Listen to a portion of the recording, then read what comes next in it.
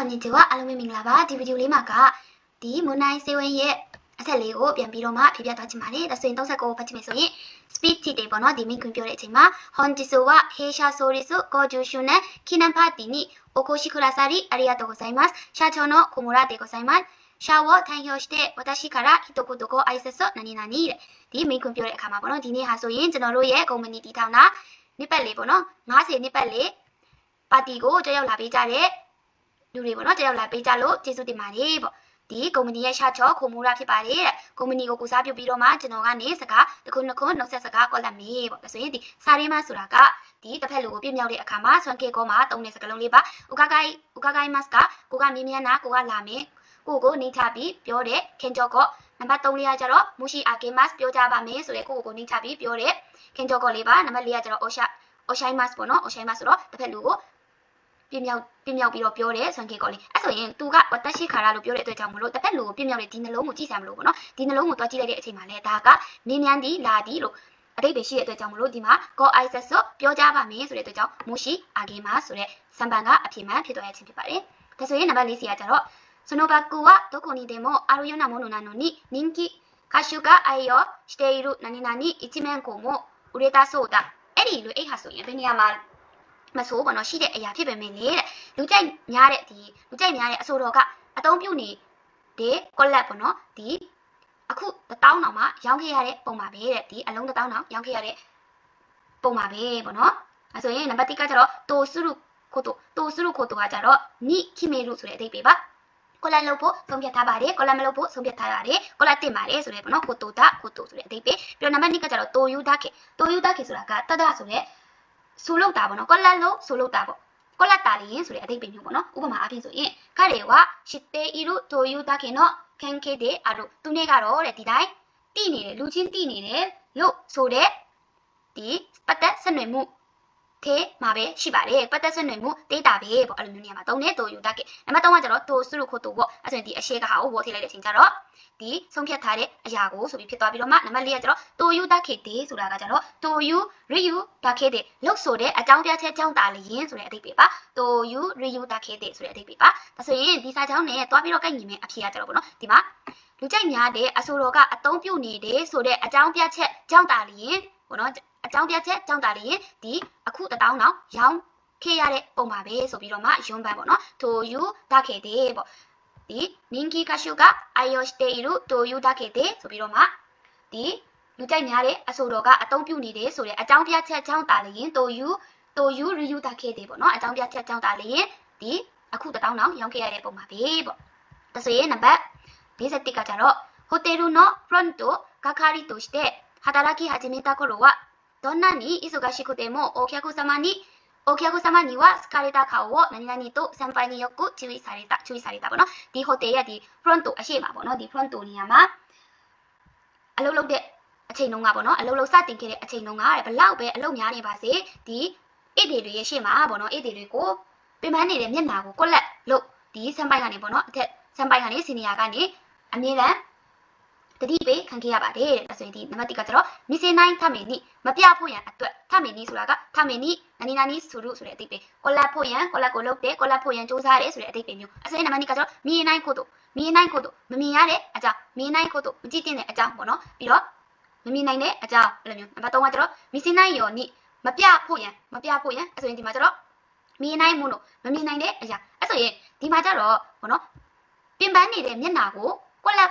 ်ဖို့ရန်အမြဲတမ်းဒီစံပိုင်းကနေကျွေးစားရတာပေါ့နော်အမြဲတတိပေးချင်းခံခဲ့ရတယ်ဆိုတဲ့အတွက်ကြောင့်မလို့ဒီနှစ်ခုပဲတွဲကြည့်မယ်အဖြစ်ပေါ့နော်ဒီနှစ်ခုကတော့ဒီစာကြောင်းနဲ့မတိုက်ဆိုင်ဘူးပေါ့နော်အဲကြောင့်မလို့ဒီမှာမီစင်နိုင်ထမင်နီမီစင်နိုင်ယောနီအဲဆိုယောနီနဲ့ထမင်နီကဘာကွာလဲအဲဆိုရင်အနာဂတ်အတွက်စူးစမ်းပန်းစားလုပ်တဲ့ပတ်စံတွေစုတယ်အနာဂတ်မှာအိမ်ဝယ်ဖို့အတွက်ဒီပတ်စံစုတယ်အဲ့လိုမျိုးဆိုရင်ထမင်နီလောလောဆယ်ပေါ့နော်ဒီလိုရီမန်းချက်ကြောက်မဟုတ်ဘဲနဲ့ကောလက်ဖို့ရန်အဲ့လိုမျိုးရိုးလေးကောလက်ဖို့ရန်အဲ့လိုပြောချင်တဲ့အချိန်မှာယောနီကိုသုံးပါတယ်အဲကြောင့်မလို့ဒီမှာဆိုရင်သူ့အတွက်အနာဂတ်အကြောင်းလည်းမပါဘူးအနာဂတ်မှာစူးစမ်းပန်းစားလုပ်ရမယ်အကြောင်းမပါဘူးပတ်စံစုမယ်ဘာညာမပါဘူးပေါ့နော်အနာဂတ်အမျှော်အမြင်မရှိတဲ့နေရာဒါကြတော့နော်အနာဂတ်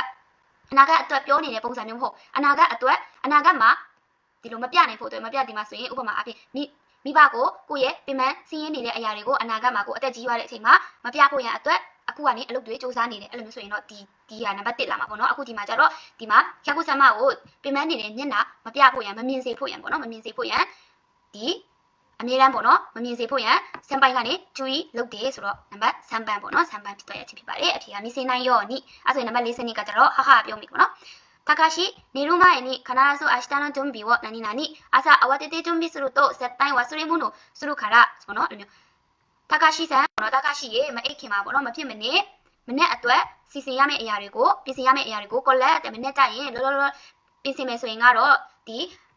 ီဝါဆိုရဲမုန်းလို့ပေါ့နော်မိကြပစ္စည်းတွေလုံးဝကိုရှိလိမ့်မယ်ပေါ့အဲ့ဆိုတူတာပြန်ပြောမယ်ပေါ့နော်高橋ကဒိုင်းကြဘူးမို့終わっているよပြီးသွားပါပြီအဆင်ပြေပါတယ်ပြီးသွားပါပြီလုပ်ပြီးပြီပေါ့နော်အဲ့ဆိုရင်နံပါတ်1ကကျတော့知って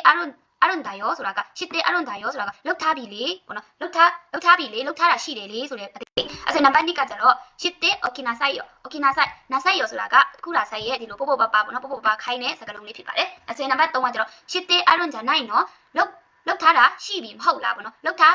ပြီမဟုတ်လားလောက်ထားပြီမဟုတ်လားဆိုတဲ့အတိတ်ပဲမျိုးအဲ့ဆိုနံပါတ်4ကကျတော့知っておいたのလောက်ထားပြီလားပေါ့လောက်ထားပြီလား知っておいたのဆိုတဲ့အချိန်ကျတော့အခုဒီမှာကျတော့အနောက်မှာboost stop ဖြစ်သွားပြီပေါ့နော်စကားတစ်ခုပြီးသွားပြီမျိုးတစ်ခုပြီးသွားတဲ့အချိန်ကျတော့လုံတော့ဆိုပြီးတော့သူကခိုင်းသွားတဲ့ပုံစံမျိုးအဲကြောင့်မလို့နေရူမိုင်းနိခဏဆို明日の準備を知っておきなさいよအဲ့လိုမျိုးဖြစ်သွားတဲ့အတွက်ကြောင့်မို့လို့လောက်ထားပါဆိုပြီးတော့မှပုတ်ပုတ်ပပလေးခုလာ site ကနေပေါ့နော်ခုလာ site ကနေဒီနာ site ဆိုတာကဒီအမေကနေတောက်ခိုင်းတာပေါ့အဲ့လိုမျိုးပေါ့နော်ဆီယမကနေကလေးတွေကိုစာလုပ်ခိုင်းတာအဲ့လိုမျိုးပုတ်ပုတ်ပပလေးခုလာ site ကနေပြန်ပြီးတော့ပြောင်းပြောတဲ့နာ site ဆိုတဲ့ဒီနံပါတ်2ဘန်ကသူ့အတွက်အဖြစ်မှန်ဖြစ်သွားရခြင်းဖြစ်ပါတယ်ဒါဆိုရင်နံပါတ်43ကကျတော့一社に入社すると新入社員はまず電話の対応の練習を2週間何々တဲ့ဒီ H ကုမ္ပဏီကိုပေါ့နော်စတင်ပြီးတော့မှ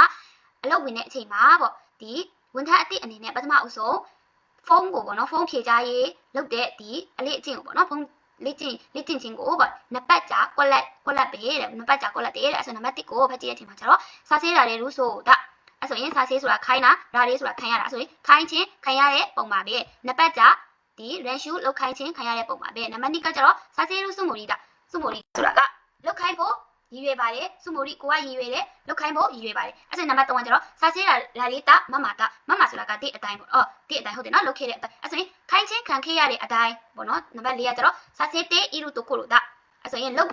ာက်ခိုင်းနေတော့ဖြစ်တယ်လောက်ခိုင်းနေတော့ဖြစ်တယ်အဲ့ကြောင့်မလို့အခုဒီမှာဆိုရင်သူကကုမ္ပဏီကကိုကဒီ新入社員ကိုလောက်ခိုင်းမှာအဲ့လိုမျိုးကိုကတွားပြီးတော့လောက်ခိုင်းမှာမဟုတ်ဘူးအဲအကြောင်းမလို့ဒီနံပါတ်2နဲ့နံပါတ်4ဆိုရင်စုမိုရီကကိုကလောက်ခိုင်းဖို့ရည်ရွယ်တယ်ဒီကကျတော့လောက်ခိုင်းနေတော့မယ်ဆိုတဲ့အတွက်ကြောင့်မလို့နံပါတ်2နဲ့4ကိုမစင်စားဘူးပေါ့နော်ဒါဆိုရင်နံပါတ်3ကိုကြည့်လိုက်မယ်ဆိုရင်လည်းဒီမှာဘတ်တာမမာတာဆိုတဲ့ချိန်ကျတော့လောက်ခိုင်းတဲ့အတိုင်းပေါ့လောက်ခဲ့တဲ့အတိုင်းဒီမမကျတော့ဒီလိုမျိုးနေရာမှာအသုံးမပြုဘူးပေါ့နော်ဒီလိုမျိုးဒီရေကိုဖွင့်ထားတဲ့အတိုင်းတကားကိုဖွင့်ထားတဲ့အတိုင်းအဲ့လိုမျိုးနေရာမှာပဲသုံးတဲ့အတွက်ကြောင့်မလို့ဒီ53ရဲ့အဖြစ်ဆိုရင်စာဆေးတာတွေလို့ဆိုတာပေါ့နော်နိရှုကန်နှစ်ပတ်အကြာခိုင်းခြင်းခံခဲ့ရတဲ့ခံနေရတဲ့ပုံပါပဲပေါ့ခိုင်းနေပေါ့နော်ဒီမှာ range လောက်ခိုင်းတဲ့ပုံပါပဲဆိုတဲ့အတွက်ကြောင့်မလို့ ichiban ကအဖြစ်မှန်ဖြစ်သွားရခြင်းဖြစ်ပါတယ်ဒါဆိုရင်ဒီမှာ44နောက်ဆုံးပုတ်ကကြတော့ဒီ田中さんပေါ့နော်田中さんကจิตခိုင်တော့勉強ခိုင်တော့テーマは何しましょうかဆိုပြီးမေးလိုက်တယ်ပေါ့နော်နောက်တစ်ချိန်ရဲ့ဒီစာတင်တဲ့လေ့လာမှုပေါ့နော်လေ့လာမှုအပိုင်းခေါင်းစဉ်ကိုဘာအနေနဲ့ထားမှာလဲပေါ့နော်အစရင်山下さんကပြောတယ်私は消費者心理に興味がありますတဲ့消費者心理ဆိုတာကကျွန်တော်ကတော့ဒီစားသုံးသူတွေရဲ့စိတ်ပညာဆိုတာကဒီစားသုံးသူတွေရဲ့စိတ်ပညာကိုစိတ်ဝင်စားတယ်ဘယ်လိုမျိုးလဲအဲ့လိုဆိုရင်ဒီစားသုံးသူတွေကဒီတစ်ခုခုကို商品တွေကိုဝယ်တဲ့အချိန်မှာပေါ့နော်買う時に商品を買う時にどのように考えるか感じるか行動するかという心の動きを興味あるဆိုတဲ့အဓိပ္ပာယ်ပါအဲ့ဆိုရင်ဒီဝယ်ယူစားသုံးနေတဲ့သူတွေကဒီပစ္စည်းတစ်ခုကိုဝယ်တဲ့အချိန်မှာဘယ်လိုမျိုးစဉ်းစားပြီးဝယ်ရလဲဘယ်လိုခံစားချက်နဲ့ဝယ်ရလဲဘယ်လိုမျိုးအပြုအမူနဲ့ဝယ်ရလဲဆိုတဲ့ဒီနှလုံးသားကနေဖြစ်ပေါ်လာတဲ့ဒီစားသုံးသူတွေရဲ့စိတ်ပညာပေါ့နော်အဲ့ဒါကိုသူကစိတ်ဝင်စားပါတယ်တဲ့အဲ့ဆိုရင်ဒီမှာ石川さんがပြောမယ်それも面白そうですが私はアンケートの分別方法を何々တဲ့အဲ့ဒါလေးပဲဒီစိတ်ဝင်စားဖို့ကောင်းပေမဲ့လေကျွန်တော်ကတော့တဲ့ဒီအန်ကက်တိုပေါ့နော်အန်ကက်တိုအမေးတဲ့ဒီအန်ကက်တိုဘုံဘက်ဆိုခွဲခြားရေးနီးလန်းကိုပေါ့နော်အန်ကက်တိုကိုခွဲခြားတဲ့နီးလန်းကိုကွက်လက်တဲ့အဲ့ဆိုရင်နံပါတ်1ကကျတော့တိုရီအာဂေယောတိုဆူရူဒီရှော့ကနော်ဒါဆိုရင်ဒီမှာတိုရီအာဂေဆိုတာကဒီမှာကျတော့ဒီအန်ကက်တိုဆိုတဲ့အရာကိုပေါ့နော်ဒီတင်မာတိုしてခေါင်းစဉ်အနေနဲ့ထားပြီးတော့မှအန်ကက်တိုの分別方法をテーマとして説明する紹介することအဲ့ဒါကိုတိုရီအာဂေလို့ပြောမှာပေါ့နော်ဒီအန်ကက်တိုရဲ့ခွဲခြားရေးနီးလန်းကိုတိုရီအာဂေကကျတော့ကောက်ယူဒီဆိုတဲ့အဓိပ္ပာယ်ဒီတိုင်းပြန်တာဒါပေမဲ့ဒီစာကြောင်းအရာဆိုရင်ကတော့ဒီအန်ကက်တိုရဲ့ခွဲခြားစိတ်ပြတဲ့နီးလန်းကိုခေါင်းစဉ်အနေနဲ့ထားပြီးတော့မှရှင်းပြမယ်ပြီးကြတော့ ရှင်းပြမယ်ရှော့ခိုင်းစုလို့မိတ်ဆက်ပေးမယ်ပေါ့အဲ့လိုမျိုးလုပ်မယ်ဆိုတဲ့အဓိပ္ပာယ်မျိုးအားကြောင့်လို့ဒီမှာကျတော့ရောတူစုလို့ဒီရှော့ကပေါ့နော်လုပ်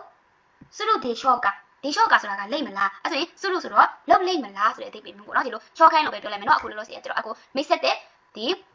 မိတ်ဆက်တဲ့ရှင်းပြမယ်လုပ်လိမ့်မလားပေါ့နော်နံပါတ်2ကကျတော့ရှင်းပြတယ်မိတ်ဆက်တဲ့ယောနီနာတို့ဒီရှော့ကရှင်းပြတယ်မိတ်ဆက်ဖို့ဖြစ်လာလိမ့်မယ်မဟုတ်လားအဲ့ဆိုနံပါတ်3ကကျတော့တူရီအာဂေတိုင်းနော်ဒါတော့